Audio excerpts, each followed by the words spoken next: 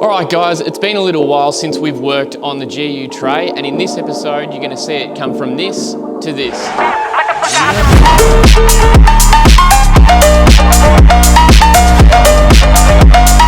Realize the world is ours.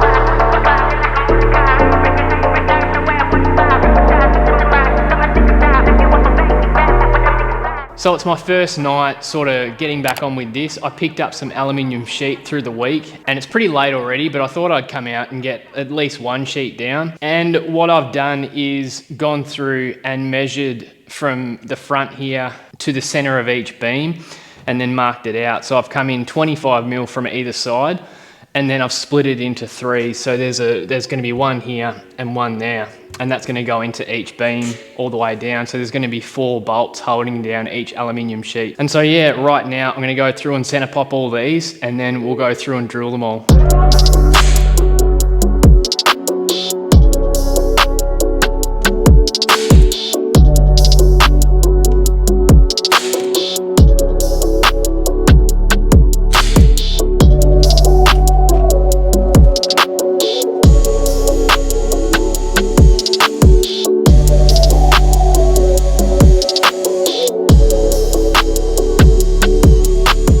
So that was just a 4 mil drill bit just to get the hole started. And now I'm gonna go up to a 6.5 mil drill bit because the bolts are gonna be M6. And then we can take the sheet away and then drill the tray out to the riv nut size.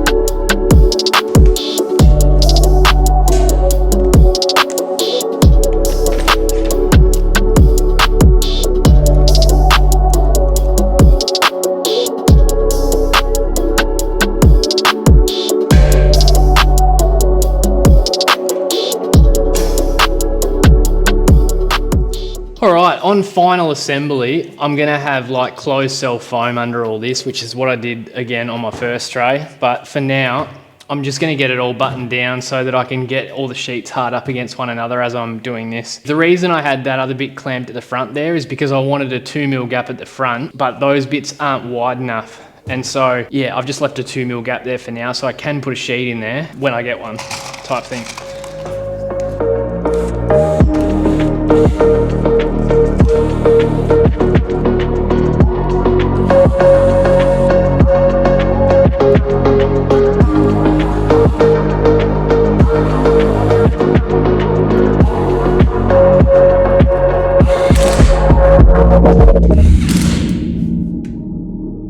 Okay, there's one sheet down for the night. I think I'm going to call it. It's about 10 o'clock and I've got neighbours. So I'll come out and do a little bit more tomorrow. That went down really well. I'm super happy with it. And I will get some closed cell foam under here because you do not want to be driving around like that. I remember my first tray. So yeah, I'll run it all with closed cell foam, pull it all down nice and snug, and it'll take that rattle right away. Some people did suggest to silicone it. I never silicone anything, even on the GQ. All I did was stitch the checker plate into the tray, and then where there's gaps, there's gaps. Same with the infills, like I just don't care too much about there being, you know, hair gaps everywhere. You probably would have noticed I did put some angle iron in that side of the wheel arches so that the aluminium had something to bolt down to. Otherwise, because it's where the seam is, they were just going like that. And so yeah, that's why that angle iron is there.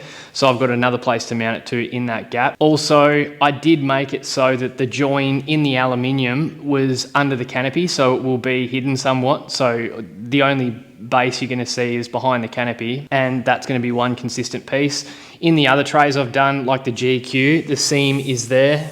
And then in the GU's first tray, not the one I just built, but the one I had for it a long time ago, the seam was in the middle. And it doesn't bother me seeing a seam, but I just thought, you know, maybe this time I'll try doing it this way. It also saves you, you know, trying to find the exact middle when you're doing the dovetail. And the place where I bought the aluminium sheet, they were nice enough to cut it all in the guillotine for me. But anyway, gonna call it there. Stick around because, as I said in the last episode, this one is gonna be the one where you see the canopy and everything.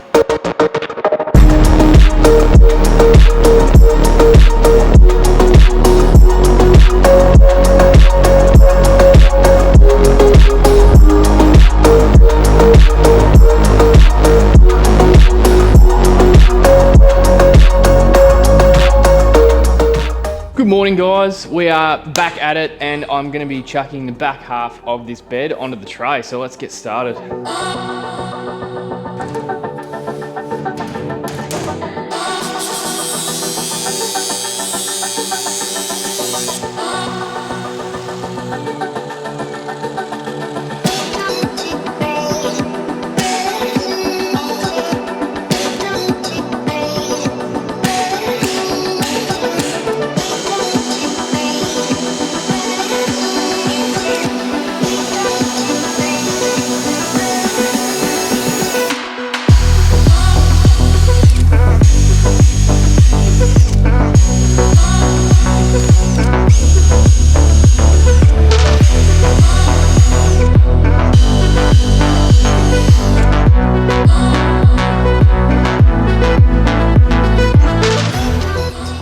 Okay, so a fair bit has happened since the last time we worked on the tray. So the last thing I think you saw, we were getting the aluminium bed into here. And so since then the canopy has arrived. Hopefully you would have seen that in the intro if everything went to plan, because I've actually just finished doing the $1,000 track and then the repair video on the GQ after the $1,000 track. That's happened since whatever you saw before this. So yeah, we've moved forward in time a bit now. But the next thing to do is to get the EXO sort of tube cage for the canopy done, which is the main basis of what I wanted to try in doing this tray. And so I've also got the drawer done. One of my mates, Matt Kinsella, who did the CAD for my battery box, and he's done a couple of other odd jobs for me. I got him to custom make a drawer because we needed to get one that fit in this space, and so I had to get one custom made. While Matt was doing some work for me, I also got him to cut out some plates on his plasma cutter, and I'll show you what these plates are going to be. This rear hoop is going to need to be removable because otherwise you're going to have to try and get the canopy out this way, and that's going to be a pain in the ass, particularly when the method of getting this canopy off my tray is going to be the hoist. And so I kind of need to be able to lift it up and then drive away from it. And even if I never take the canopy off again, it's still going to have to come off to do the final powder coat or paint. And so yeah, no matter which way I slice it, this rear hoop has to come off. So I had two options, right? One of the options which I drew up in CAD was going to be to take a piece out of this RHS and then set this down inside it. So this would have been all flush, and the only thing you would have seen is two threaded holes in the top of this RHS. And that would have been super neat. So essentially it just would have looked like that. Truth be told, I've come too far with this and I'm not quite confident enough in my abilities that I can cut a chunk out of this, weld a chunk back in and get it all cleaned up perfectly. Additionally, when you cut this, it's going to want to bend because you're taking that rigidity away from the top. So like you cut a slice here, this is going to want to peel up. These are going to kink, and then when you're welding it in there, you're going to be putting a lot of heat in there too in order to get that penetration so you can sand it back to nothing. And so what I've landed on is chamfering all of these so that when I weld this to the top here, you can weld right into there, and hopefully if I get the welder settings dialed right in, it won't be too bulky. And then this will be welded to the bottom of the rear hoop, and that will sit there like that, and they'll be threaded holes. And so I think by the time you get the canopy here, by the time you get the hoop there, by the time you get these linking bars in, I don't think it's gonna look too bulky. And even if it does, I think it might just be life, you know? It's the best way I can think to do it with my abilities.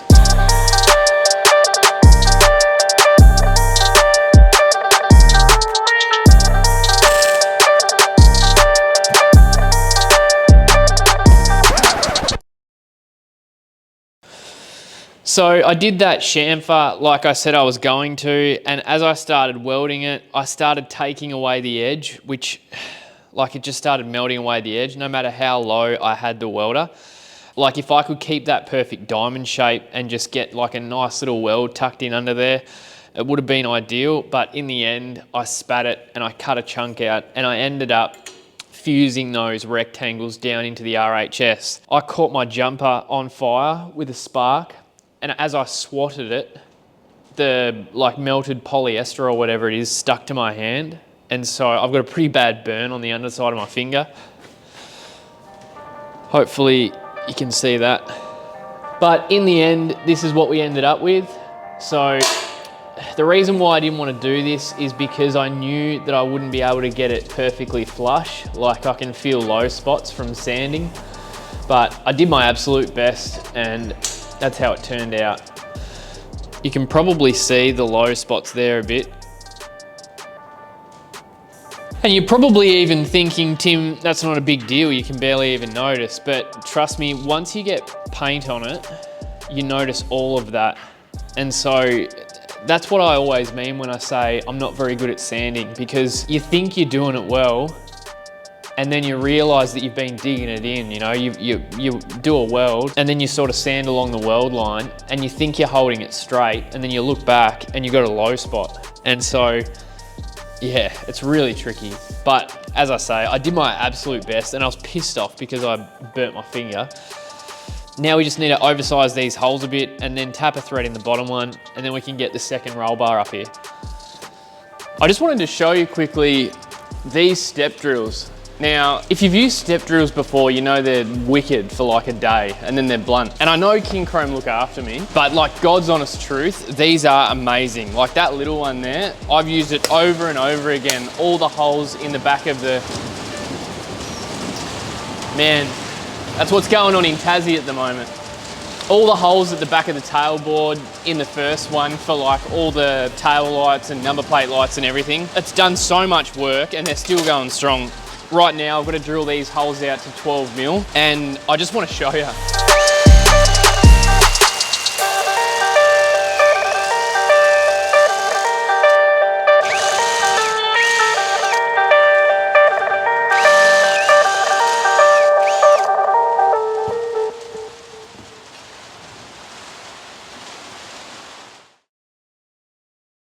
And now these ones are going to be drilled out to 10 so that I can tap them.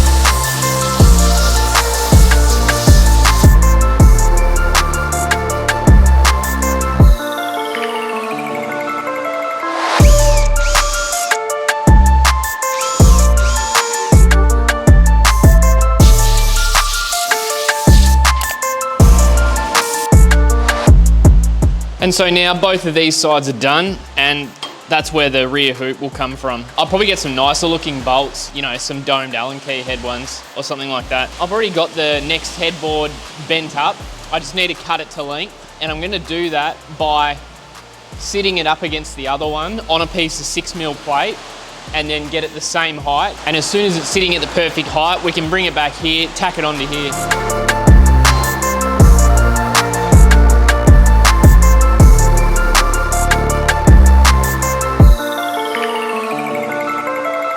Okay, so I've got both hoops the right height. I just sort of kept on bringing it down until it was flush with the top.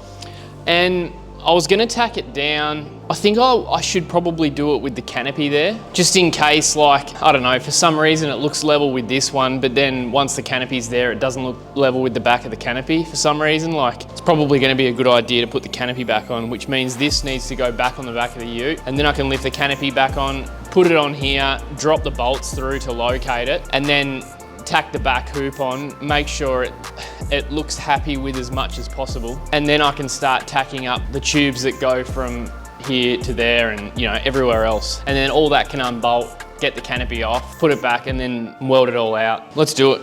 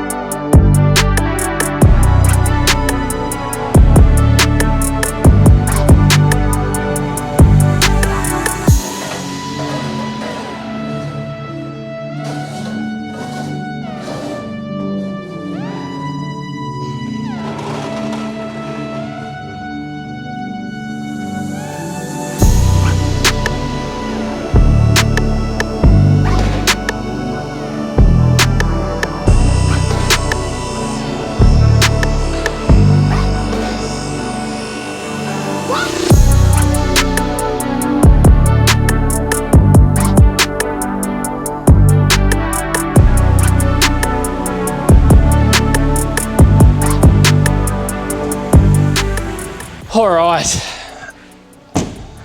I screwed up big time. I'm just sort of deciding what I'm gonna do. When I was measuring for the back of the canopy, while the canopy was on yesterday, and this is why,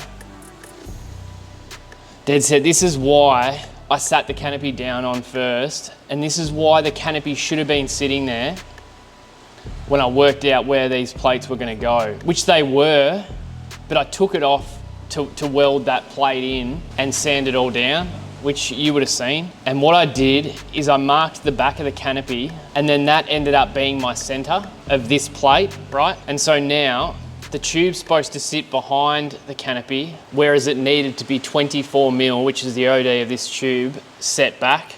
And so now both of the holes are 24 mil forward. I'll show you what I mean, and then I'll explain the options. So as you can see here, the back of the canopy is basically smack between those holes, or I think I gave it 5 mil tolerance. But what this means, because this plate under here is that long, we do have a little bit of green here to drill and tap a second hole just next to where this one would have been. And so I'm just deciding what to do.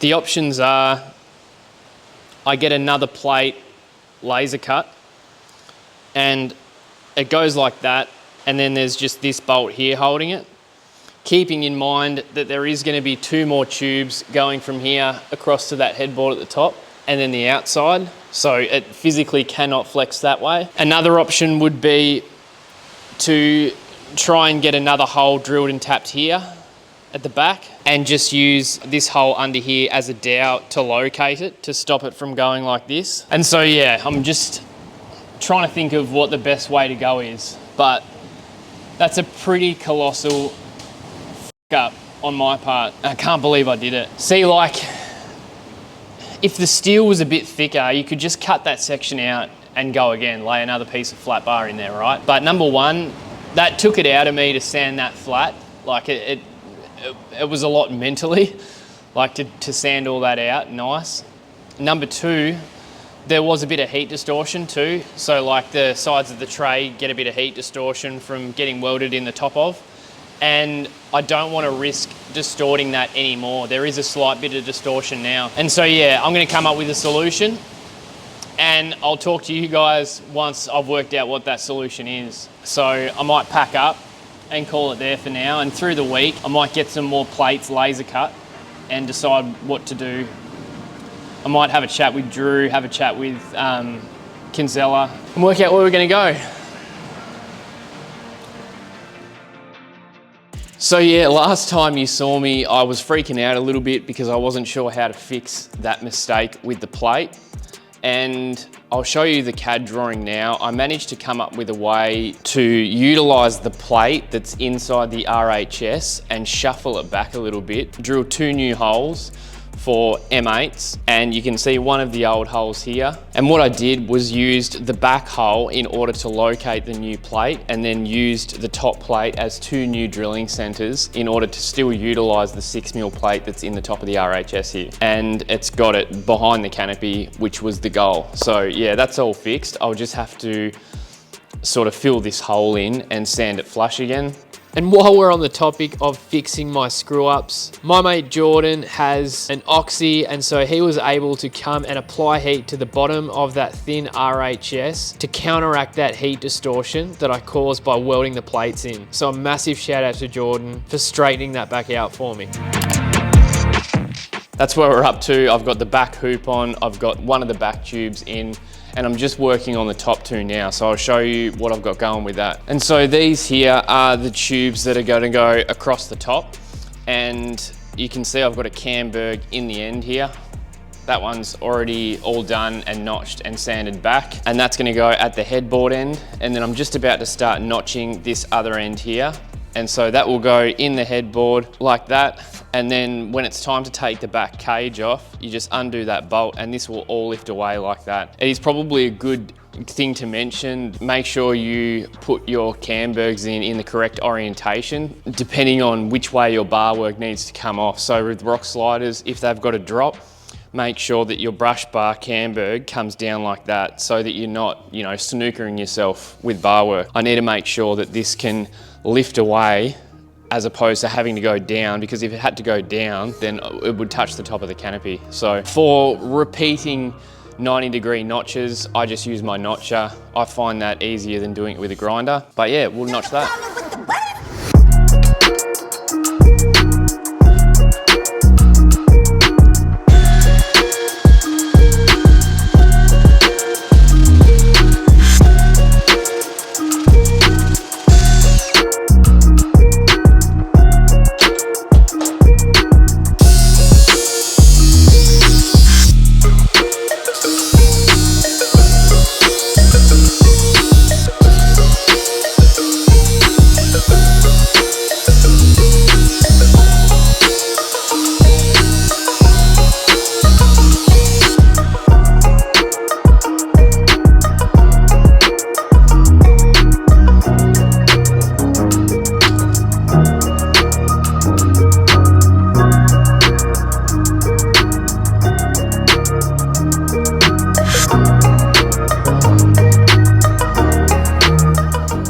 All right, I think that's getting tacked right there.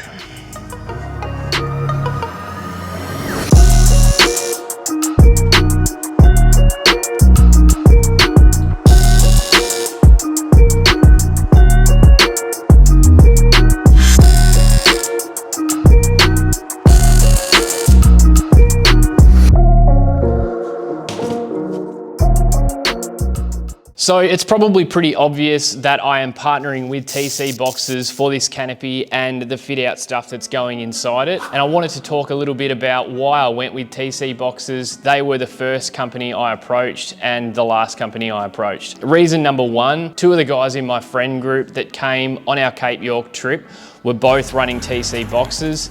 That was thousands of kilometers of corrugations, old telly track, the 5 beaches, everything else that you can do up there. And they love those boxes. They were awesome. They didn't have issues. They didn't get dust inside or water inside or anything like that. Number 2 is TC also offers stuff that goes inside their box. And so I was confident that, the contour of the pantry and everything is gonna match the contour of the canopy. I like getting stuff that all comes from the same place, right? Because it all sort of works together because they make it to work together. And that brings me to the next thing, which is location. They're in Victoria, which is, just a trip on the boat. It was super fast postage, super cheap postage, and yeah, nice and close to me, which is good. These canopies are super affordable too. I can't remember exactly, but I'll put the price up on the screen. The cost for what you get is like unreal. But yeah, heaps keen to use it. I've never had a canopy before, but yeah, I just wanted to let you guys know that we are working together. And all that aside, like I chose this canopy, right? I was already bending up the headboard to the shape of this canopy before I'd even spoken to the guys at TC Box, because you know, it was the canopy I chose, but